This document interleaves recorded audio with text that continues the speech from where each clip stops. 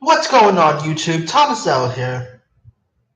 In theaters now is the film Ken, which I should say features James Franco as like the bad guy. And next week, Franco's in returns for season 2 of HBO's The Deuce. So he has like two things pretty much out. He has like a movie out now and his returning show next week. And of course, James Franco has been in a lot of stuff down like in the past. Of course, he had like his big break with Freaks and Geeks, and then it spawned on with like loads of movies.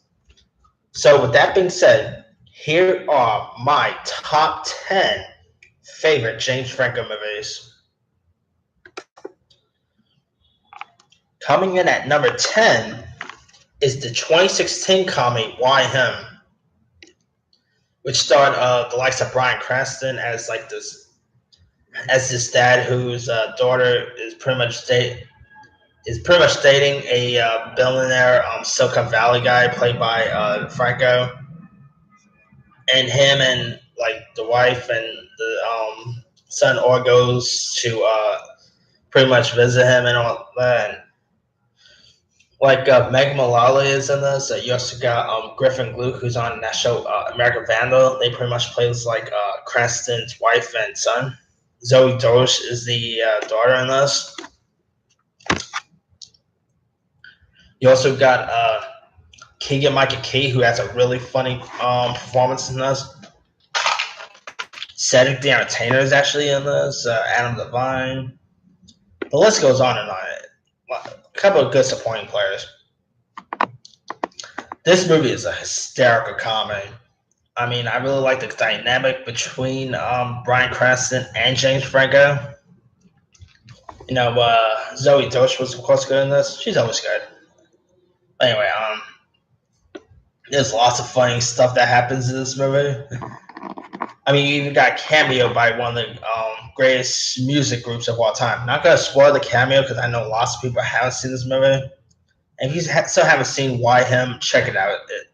Especially if you're in for a good laugh, because it's a really funny comedy. At number 9 is Rise of the Planet of the Apes, which is, of course, the 2011 prequel to Planet of the Apes franchise. Of course, you had like Andy Serkis as Caesar. Tom Felton played like a dick in this.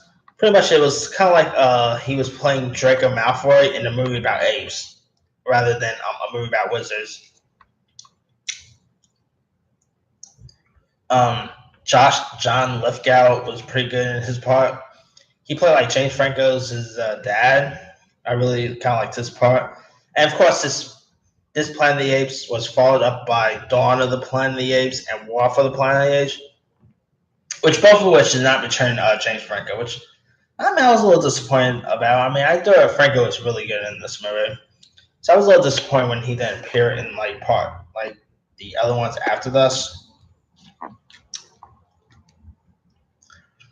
I really dig the first first Dawn of the Planet of the Apes. I mean, the first Rise of the Planet of the Apes. I meant to say. I mean, it was really awesome, and it was pretty cool seeing the apes all back in action. Andy Serkis just plays this role so perfectly. I mean, of course, he's one of the best motion captures performers out there, and of course, Franco did his best. Yeah, Rise of the Planet of the Apes was just an awesome flick. It's probably my favorite out of the franchise. Like, Dawn and War was good, but Rise is actually better in my opinion. At number 8 is another prequel, actually. It's Oz, Great and Powerful. Of course, this is the prequel to The Wizard of Oz. And you have, like, James Franco as pretty much the man who becomes the Wizard of Oz, I should say. You also have like Mila Kunis, Rachel Weisz, and Michelle Williams, all as the witches. Sam Raimi also directed this, and of course he directed Franco in another film I'll mention here later on. Bruce Campbell even has like a little part in this. It's pretty cool seeing Bruce Campbell in this. Tony Cox had like some funny scenes. You also had like a Zach Braff, Joey King, a pretty good supporting cast.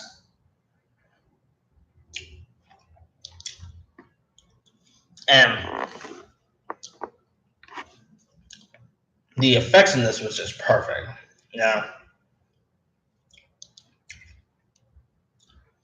James Franco was just wonderful as the Wizard.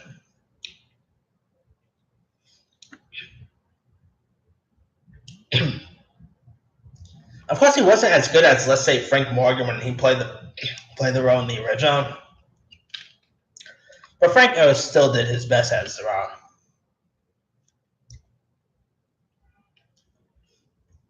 I'll definitely be down to see like another one because I really want to see James Franco back as a Wizard again because he just played this role perfectly.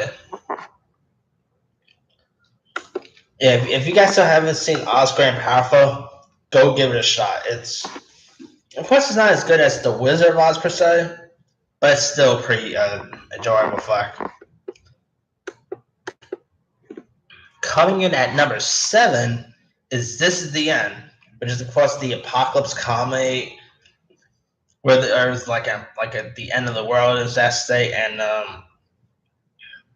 lots of celebrity friends are like partying at James Franco's house until like the world pretty much goes erupt. I mean, you have like celebrities all playing themselves. You got like Seth Rogen, Dane McBride, Jonah Hill, Channing Tatum's even in this. You also got like the likes of Emma Watson, Kevin Hart, Christopher Mintz-Plasse, Micah Cera, Paul Rudd. I could go. The list goes on and on. I could give a whole list of the people who's in this movie, and it's a hysterical comedy. I mean, my favorite part in this movie is probably the scene where Dane McBride and James Franco goes back and forth with one another because McBride kind of did some business like on Franco's magazine, and they pretty much argue about that. I mean, that probably is the scene that made me laugh the most. I mean, that was a pretty funny scene, an interesting argument too. Dane McBride was also good in this movie. I mean, he was pretty much good at playing well himself. I simply love This Is the End. I kind of wish they went ahead and do like another one. I'll be down to see like, I know at the end I don't know how you do it, especially after the end of how This Is the End ended. But I think there's a way you could easily do a sequel. I mean, if you guys want another good laugh, go watch This Is the End. It's definitely one of the funniest comedies in the past, probably this decade. It's definitely one of the funniest comedies of the 2010s. At number 6 will be 2010's 127 Hours, which was of course directed by Danny Boyle,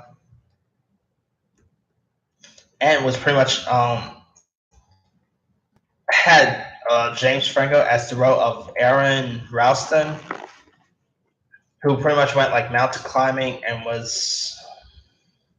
become like trapped under a boulder while pretty much alone near Moab, Utah. And he does like extreme desperate measures to pretty much survive in this. I mean, there's a scene where he pretty much cuts his own arm off, and it's a gruesome scene. Deadpool kind of poked fun at that as well. If you saw Deadpool, like the first Deadpool movie, he kind of mentions 127 hours and when he cuts his arm off. So that's pretty much where he got that scene from.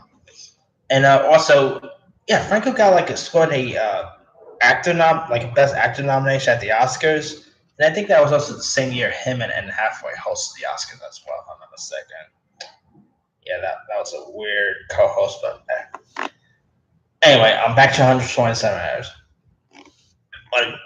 Like this movie is pretty intense. I'll say definitely give this one a go if you haven't seen it, but keep your eye out because they're all, like I said, they're all like intense parts that you might want to close your eyes for. And of course, Boyle did a good job at directing this movie too. And Franco definitely gave one of his better performances in this. All right, coming in at number 5 will be James Dean, which is actually a TV movie. Matter of fact, I didn't think it came to this, but still a movie of James Franco. And James Franco, this was like his major breakout performance. I mean, he was of course coming off of Freaks and Geeks, which ended after one season, if I'm not mistaken. And of course, he returned to TV by playing the role of James Dean, who sadly died in a car wreck at the age of I think 21 or 20. I think he was 21 when he died. But yeah, I mean, Franco really played the role of James Dean perfectly. I like James Franco pretty much looked like a young James Dean. Like what the way they had Franco as James Dean was just perfectly. It pretty much looked like James Dean was alive and playing himself in his own movie. That's how good Franco was. I mean, this movie was also really sad and really went on in depth of who James Dean was as a person. Definitely check this one out. Like, I don't think Franco scored any Emmy nominations or not. He should have. He haven't, but yeah, he was just perfect in this movie, and he was really the perfect person to play James Dean.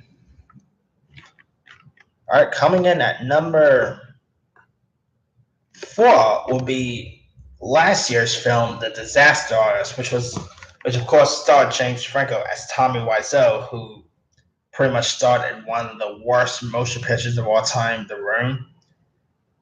I mean, the movie is a bad film. Not Disaster Artist, but The Room is a bad film. But it's one of these movies that's so bad it's just good, you know. And Franco pretty much played Tommy Wiseau just perfectly. Like they really made the guy look so much like Wiseau. And he also had Franco's brother Dave Franco played Tommy Wiseau's room co-star Greg Sestero. Megan Mullally was also in this. Bryan Cranston. You also got Seth Rogen, Josh Hutcherson, Zac Efron. Alison Brie was in this. The list goes on. It had a cool supporting cast. I really love this movie a lot. It ended up in my top 10 favorite movies of last year. And I still wish James Franco had scored an Oscar nomination for his performance in this because he was that good in The Disaster Artist. If you guys still haven't seen The Disaster Artist, and if you want to see how The Room was made, watch this because this movie pretty much shows how The Room was created and all. At number 3 will be, of course, the Spider-Man trilogies. And pretty much James Franco played the role of Harry Osborn, who's, of course, Peter Parker's best friend and the son of Norman Osborn. I mean, Franco was amazing as the role of Harry. And, of course, spoiler for Part 3, he also pretty much played the Green Goblin. I think Franco as Harry Osborn was a cool casting. And if it was the film was directed by Sam Raimi, who of course directed Franco in Oz Grand and Powerful. He worked really well with Franco in this movie. Of course, we had the likes of Tobey Maguire as Peter Parker / Spider-Man. William Dafoe was the Green Goblin. I really love this franchise, including Part 3. I know lots of people don't like Part 3. I'm one of the rare folks who didn't really mind Part 3, even though I will agree 100% with people that the Venom in Part 3 was not good at all. But other than that, I still love Part 3. And of course, the emo, I thought that was weak, yeah, the Spider-Man movies are just awesome, and Franco is really awesome in these. At number 2 will be another 2013 film, actually. It's pretty much one of Franco's coolest roles. And of course, the role I'm talking about is printed in the thumbnail, and that will be Spring Breakers. James Franco pretty much plays like a rapper and a drug guy in this, and he has like grills, tattoos. I mean, this is a totally different role for Franco. Like the film is about like four college girls who hold up a restaurant in order to fund their spring break vacation. Of course, they are like bailed out by a almost drug dealer played by Franco. The girls here, of course, are played by Selena Gomez, Vanessa Hudgens, Ashley Benson for you Pretty Little Liars fans, and Rachel Karan. Of course, speaking of Karan, the film is directed by Harmony Karan, and he did such a good job with this movie. I mean, the cinematography and music in this is off the chain. Franco, he was just fantastic in this movie. Like, I this is definitely one of my favorite Franco performances. You know, he plays the role perfectly, and even Gucci Mane was actually good. I never expect, because I never seen Gucci Mane acted before, but like before I saw this movie, he was actually really outstanding in his scenes. I mean, Spring Breakers. This movie actually, I mean, it's really weird because I mean, you're seeing two former Disney stars doing some risque stuff. Like, if you see Selena Gomez and Vanessa Hudgens in this, you're not gonna want to look at them the same way in other stuff. I mean, they pretty sure they're not Disney stars anymore. And Ashley Benson also showed in this that she's no Pretty Little Liar anymore. And Rachel Cron is actually the wife of Harmony Cron, who of course directed this movie. Franco also could rap. Like there's some like scenes where he actually rapped. Man, he really nailed it as a rapper. I mean, if no one still haven't seen Spring Breakers, it's awesome. You know, great cinematography. Like the music in this was awesome. Definitely watch Spring Breakers. I mean, I remember here, and also this is the movie that made me become a fan of the company A24. Since then, I've been loving pretty much lots of stuff A24 has done, and this is definitely one of their best work. Like, I think this was like pretty much A24's breakout film, if I'm not mistaken. And also, A24 did a Disaster Artist, so Franco has a good relationship with A24. All right, now at number one is no surprise.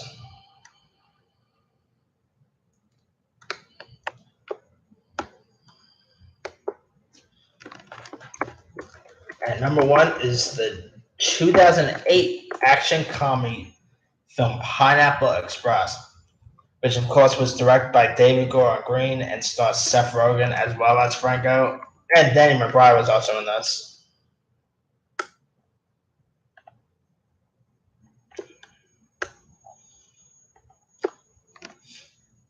I mean, Rogen and Franco pretty much plays like drug dealers in this, and Danny McBride was pretty much like the drug dealer as well. You also got like Craig Robinson, Gary Cole, you know, Rose Perez was good in this. I mean, the movie like turns 10, like the movie just turned 10 years old, and it still holds up. You know, lots of people, no matter if they smoke weed or not, like even if you don't smoke weed, you'll still love this movie because it's so darn funny. It's so fun. Rogan and Franco both had good chemistry together. It's definitely one of the funniest comedies of like of the past 10 years. I still wish Franco and Rogan would get together and do a part two, especially after that fake trailer thing they did in This Is the End. But yeah, if they ever get together and do a Pineapple Express 2, I'm all for it. All right. That's pretty much my list of the best James Franco movies, in my opinion, of course. Let me run that list. Number 10 is Why Him? Number 9, Rise of the Planet of the Apes. Number 8, Oz Great and Powerful. Number 7, This Is the End. Number 6, 127 Hours. Number 5, James Dean. Number 4, The Disaster Artist. Number 3, Spider-Man. Number 2, Spring Breakers. And number 1, Pineapple Express. Now, there's loads of other Franco movies I could have added. Let me pull up his resume. Because the guy actually has a pretty interesting resume. I mean, he did this other movie a few years back called Apollo Alto. With Emma Roberts. That was a really good movie he did. He was in Sausage Party, which was decent. Ugh, The Vote. Ugh, not one of his best. Maybe his worst.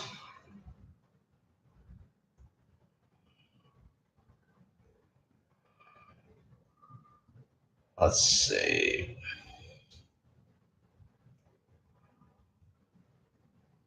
He was in a really good movie called True Story. Fly Boys was really good. About Cherry was pretty decent. He was in Milk, Eat, Pray, Love, Sausage Party. Pretty much the list goes on and on. His resume is stacked. And he has a few other movies down the line as well. He has a few directing film coming. He has like a few acting films coming. So he's gonna be around for a while. So let me give it to you guys. What are your favorite James Franco movies? Leave your comments below. Don't forget to like, subscribe, hit that bell for more notifications. This here is Thomas L. signing off.